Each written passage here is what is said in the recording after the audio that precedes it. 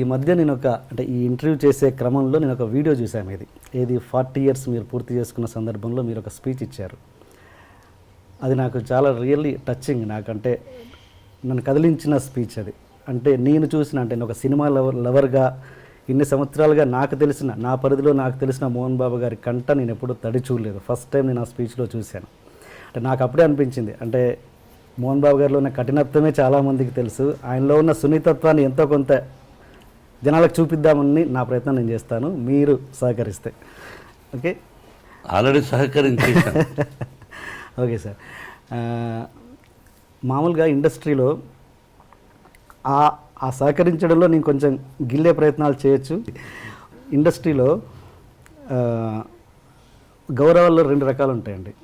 ఒకటి అబ్బో మహానుభావుడు అని భక్తితో ఇచ్చే గౌరవం, ఇంకొకటి అబ్బో వీటితో మనకెందుకులే అని భయంతో ఇచ్చే గౌరవం. ఇండస్ట్రీ మీకు ఎలాంటి గౌరవాన్ని ఇస్తుంది? మోహన్ బాబు గారికి ఎలాంటి గౌరవం ఇస్తుంది ఇండస్ట్రీ? ఎలా చెప్పగలం బ్రదర్? కనిపించిన వాళ్ళు ప్రేమగాను పలకరిస్తారు, కోపంగా పలకరించరు.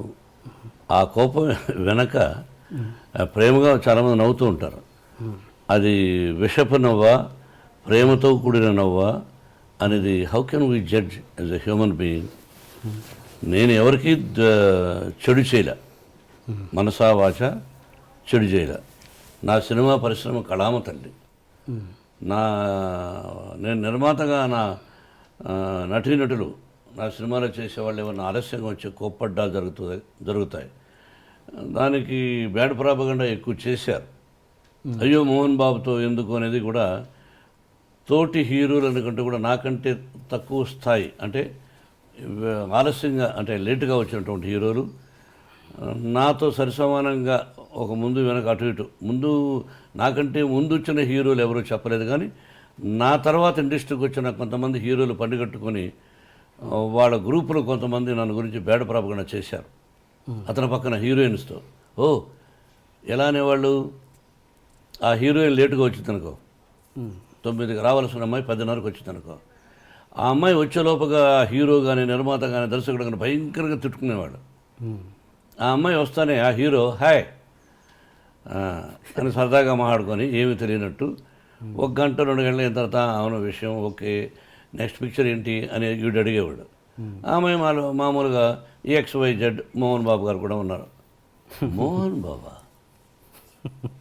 హే మోహన్ బాబు యాక్ట్ చేస్తుందిరా అంటే వాడేమనేవాడు, ఆ అమ్మాయి వాట్ హ్యాపెండ్ అంటుంది. ఇప్పుడు అందరికీ మనకు తెలుగు తెలిసిన ముఖాలు లేవు కదా,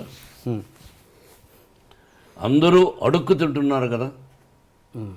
అందరం ఇది ఇతర నార్త్ ఇండియాకి పోయి వాళ్ళందరూ ఒకప్పుడు మన మీద పడేవాళ్ళు, ఇప్పుడు మనోళ్ళు అక్కడ పోయి ఎర్రతోలు ఉంటే చాలు, అది యాక్టరా లేదు, అందరం అలా చేస్తున్నాం. అందరిలో నేను ఒకడిని అనుకో, అడుక్కు తింటున్నారు. వాళ్ళు అక్కడ ఉండే స్థానం, వాళ్ళ ఇళ్ళు కొంతమంది చూస్తే వారం రోజులు భోంచేయం వాళ్ళు ఉండే ఫ్లాట్స్. వాళ్ళకి ఇక్కడ మన నిర్మాతలు వస్తానే అక్కడి నుంచే స్పెషల్ ఫ్లైట్, అదే బిజినెస్ క్లాస్, 5 మంది 6 మంది ప్రయాణం ఒప్పుకుంటాడు. వీడు ఇక్కడికి వస్తాడు, 5 స్టార్ హోటల్, అందులో స్వీట్ రూమ్ అంటారు. ఇవన్నీ అలవాటు చేసింది ఎవర్రా అంటే నిర్మాతలు, వాళ్ళతో పాటు దర్శకులు కొంతమంది. ఆ దీనిలో ప్రక్రియలో అప్పుడు ఆటోమేటిక్గా హీరోయిన్ ఏమనుకుంటుంది, ఏమడుగుతుంది, చెప్పయా అనేవాడు. ఏం లేదు ఇక్కడ 10:30కి వచ్చినా మేము ఒప్పుకున్నాము, రేపు అక్కడ పో తెలుస్తుంది. వాట్ నన్ను ఈజ్ అ గుడ్ మ్యానా బ్యాడ్ మ్యానా I won't tell, you go tomorrow ఆయన బ్యానర్ కదా తెలుస్తుంది. ఆ అమ్మాయి ఇచ్చిన డేట్స్ని ఎగ్గొట్టినటువంటి కొంతమంది, అయ్యో నాకు భయంగా ఉంది వద్దని, కొంతమంది ఇండస్ట్రీ పాడైపోయింది బ్రదర్. ఎవరి వల్ల? సెక్రటరీస్. ఆ సెక్రటరీ అనేవాడు ఎక్కువ శాతం బ్రోకర్లు. మా గురువుగారు కూడా అనేవాడు, వాళ్ళ వల్లనే వాళ్ళు ఉన్నవి లేనివి ఉన్నవి ఆ లేడీ ఆర్టిస్ట్కి చెప్పి ఆ అమ్మాయిని కన్ఫ్యూజ్ చేసి చేస్తారు. వాడిని కూడా పిలిపించి ఆఫీస్కు వాడికి ఎక్స్ట్రాగా డబ్బులు ఇచ్చే నిర్మాతలు ఉన్నారు. ఆ విధంగా పాడైపోయి అలా భయపెట్టేశారు హీరోయిన్ని. అలా ఇట్లా బేడ పొరపకుండా తీసుకొచ్చిన వాళ్ళు ఎవరో కాదు. మన ఇంట్లో దొంగతనం ఎవరు చేస్తారు? ఇంట్లో తెలిసిన వాళ్ళే. ఇప్పుడు నేను జలపల్లిలో ఉన్నాను, సిటీలో నుంచి ఒకడు దొంగతనం చేస్తాడా? మన ఇంట్లో ఉన్నవాడే ఇంట్లో దొంగను ఈశ్వరుడు పట్టలేడన్నట్టుగా ఇంట్లో ఉన్నవాడు ఏ వస్తువు ఎక్కడుంది, ఏ టైంలో అమ్మగారు ఉండరు, ఏ టైంలో అయ్యగారు ఉండరు, ఏ టైంలో పిల్లలు ఉండరు, ఏ వస్తువు ఎక్కడుంది తెలుసుకొని దొంగతనం చేస్తాడు. ఆ విధంగా చెడ్డ పేరు తీసుకొచ్చింది ఎవరో కాదు, మన వాళ్ళే కొంతమంది. అయినా అవి లెక్క చేయకుండా చేసినటువంటి మంచి హీరోయిన్లు ఉన్నారు, అద్భుతమైన హీరోయిన్లు. అదే. మీ సెక్రటరీస్ ఎలా ఉన్నారు? అలాంటి ప్రాబ్లం మీరు ఫేస్ చేశారా? నేను చేసిన తప్పు ఏంటంటే 42 సంవత్సరాలు 43 సంవత్సరాల నటుడుగా సెక్రటరీ పెట్టల. నేను beginning days 1975 first picture lime లైట్లోకి వస్తున్నాను, అన్ని విలన్గా కమెడియన్ క్యారెక్టర్ ఆర్టిస్టులుగా హీరోగా పెట్టల. అంటే అది నేను చేసిన తప్పు. అంటే మీ డేట్స్ చూసుకోవడం ఇవన్నీ అంతా నేనే. అదే చేయరాని తప్పు. పిల్లలకు చెప్తుంటాను, నాన్న ఎవరైనా పెట్టుకుంటారా. ఏమిటంటే మీరు డబ్బులు ఇవ్వాలనుకోండి నాకు నిర్మాతగా, సెక్రటరీ అయితే వాడు పోయి అడుగుతాడు మీ ఆఫీస్కు, మామాటం లేకుండా. ఏమన్నా డబ్బు ఇస్తేనే వస్తారండి ఆయన, లేదా రారండి, ఆయనకు ఇలా కావాలండి, ఆయనకు స్పెషల్ కారు కావాలండి, కడుక్కోవడానికి స్పెషల్ కాత్ కావాలండి, తాగడానికి ముఖం కడుక్కోవడానికి కూడా మినరల్ వాటర్ కావాలండి అని వీడు సెక్రటరీ చెప్తాడు. వాడు తిట్టుకొని ఇచ్చేవాడు.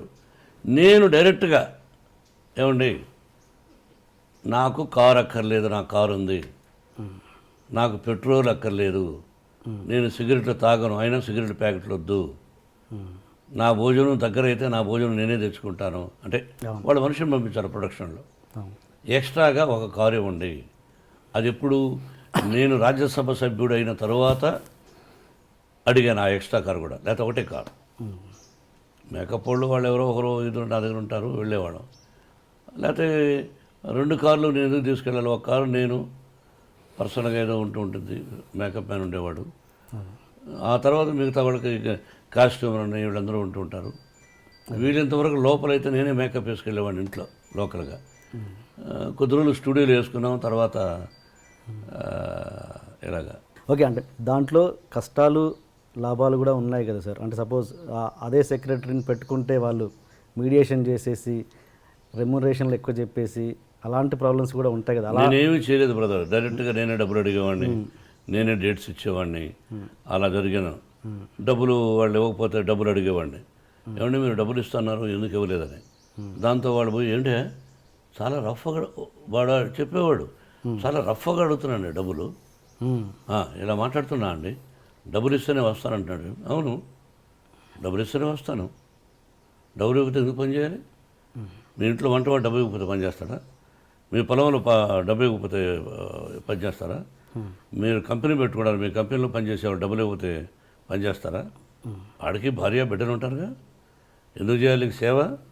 నీకు మార్కెట్ ఉందనే కదా వచ్చావు, నువ్వు అనుకున్నట్టు ఇచ్చేసేయి. 1,00,000 రూపాయలు తీసుకున్నాడు అనుకో, నువ్వు 50 ఇస్తాన్నావా, 60 ఇస్తానో, 70 ఇచ్చేసేయి. అది నేను నేర్చుకున్నది పెద్ద నిర్మాతల దగ్గర నుంచి.